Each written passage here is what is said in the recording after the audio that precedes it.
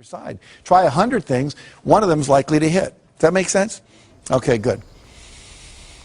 Mentioned we did that. In this book, which was rejected by, what, I told you, over 144 publishers, went on to sell 10 million copies in 41 languages because we did 5 things every day. We did not hit a bestseller list until 14 months after the book came out. 14 months. And most people would never sustain it that long. And it was kind of like the universe tests us, I think. How committed are you? How badly do you really want this? And if you go for it and do the rule of 5. Bill Bradley was a great basketball player, played for the Knicks, was All-American at Princeton. In high school, he was an All-American. Every day he'd find 5 spots on the basketball court, and he would have to shoot 15 in a row before he would go in. And sometimes he'd be out there 2 hours after everyone else had showered and gone home. He did that all through college, all through his professional career.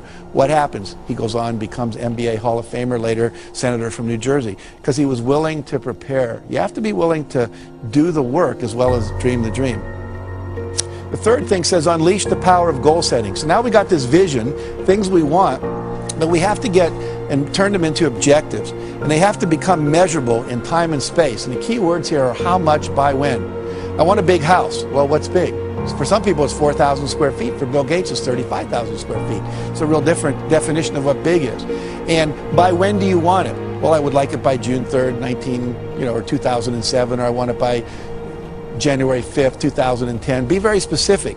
And we said it may not show up exactly then, but the more specific you are, your brain will figure out what has to happen to get it to happen in that time frame.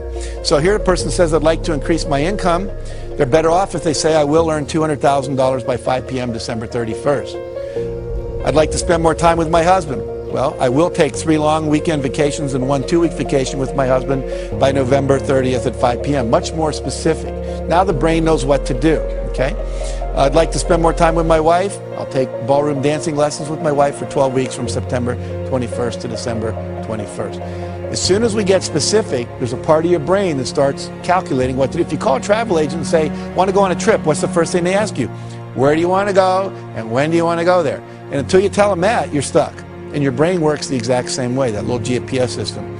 I'm going to lose weight and get fit. Needs to be, I'll weigh 190 pounds or 140 pounds by a certain date. Make sense? Again, less than 10% of Americans do this. And guess what? 10% of Americans own 90% of America. And guess what? They're the same people because they're clear about what they wanted, clear intention. All right. Next area is images. We now know that your body cannot tell the difference between a real event and an imagined event. Okay?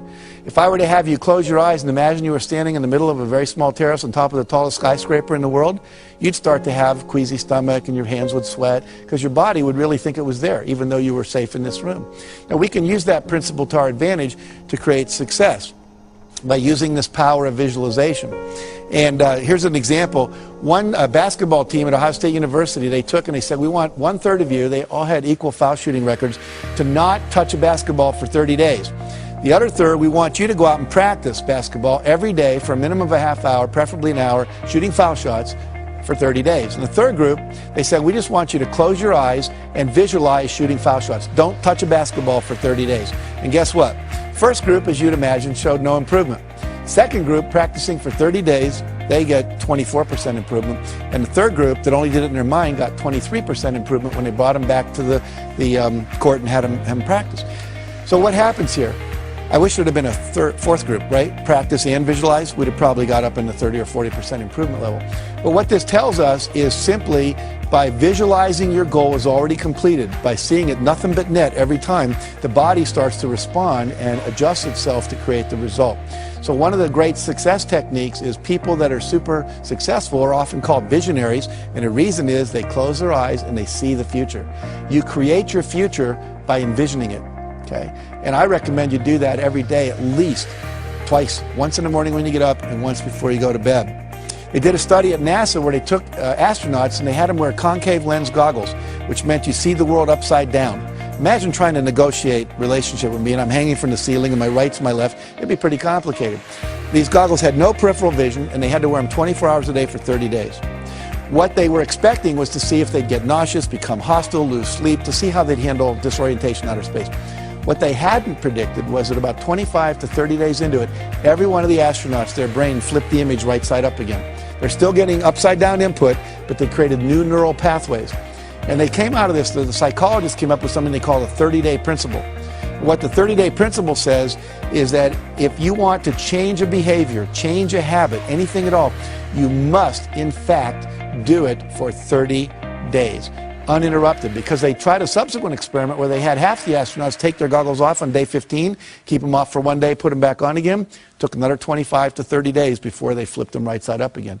So we know that it's current, contiguous, everyday repetition. This is why most New Year's resolutions don't work. It's why most corporate change programs don't work. It's why most of our school programs don't work.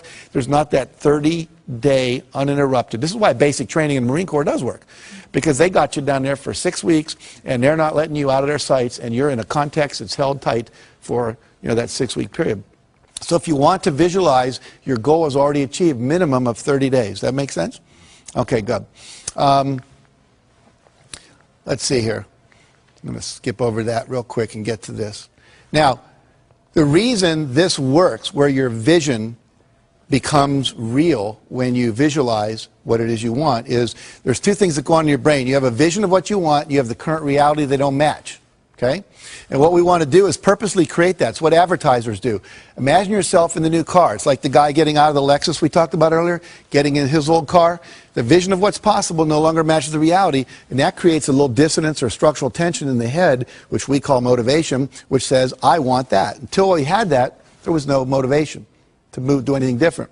Any of you women ever experienced visiting a friend with a new kitchen, and then you come home to your old kitchen, and they've got all the new granite and the new appliances and everything's cool? Your kitchen was fine until then. So we want to purposely do that to your brain to motivate you. So you envision the thing you want, your goals and your vision. You hold that in your mind every day for about 10 minutes in the morning, 10 minutes at night. If you have 10 goals, you can cycle through them. I put mine on 3x5 cards, read them, and I close my eyes, see the vision as if it's already accomplished, see the car I want, the program happening in Singapore that we're doing, whatever. Then I go to the next one. I just keep cycling through the cards until I go through all of them. What happens then is you get a perceptual shift. You start to see things in your environment that were always there that can help you never saw before. You get expanded creativity. You start noticing that the things that you want, you wake up in the middle of the night, you're in a shower, you start going, oh, that's how we can do it, that's how we can do it, that's how we can do it, that's how we can do it. And unfortunately, most people aren't having those kind of breakthrough ideas because they're not holding the vision. The third thing that happens is you have increased motivation. You'll find yourself doing things just out of nowhere, boom, you get up and you do something, like volunteering. Sometimes people do. That's not like me, but you just do it because you've been holding this that creates it.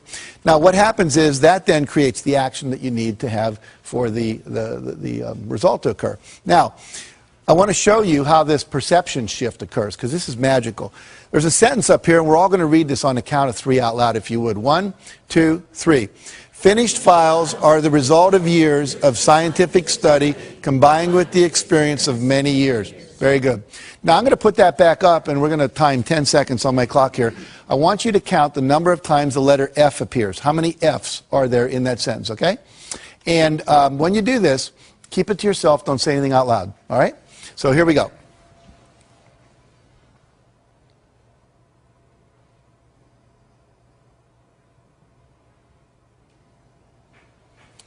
Okay. How many counted, by show of hands now, it's real important you participate. How many counted 3 Fs? Hold your hands up. We got about half the audience more. How many counted 4 Fs? About 5 people. How many counted 5 Fs? About the same amount, 7 maybe. How many counted 6 Fs? 1, 2, 3, 4, 5, 6, about 8 people. Anyone count 7 Fs? All right. Now, were we all looking at the same sentence? Go like this. And yet some people saw 3 Fs, some people saw 4, some people saw 5, and some people saw 6. Let's look to see what the real objective reality is up there. There are 3 Fs that I'm sure most of you saw, correct? But there's also 3 more. There are 6 Fs in that sentence. Now, do you think that Bill Gates and Michael Dell and Steven Spielberg and George Lucas see more Fs out in the world than most of us do? Yeah, these are resources. These are possibilities. These are options. These are people that can invest. These are people that can give a good hug.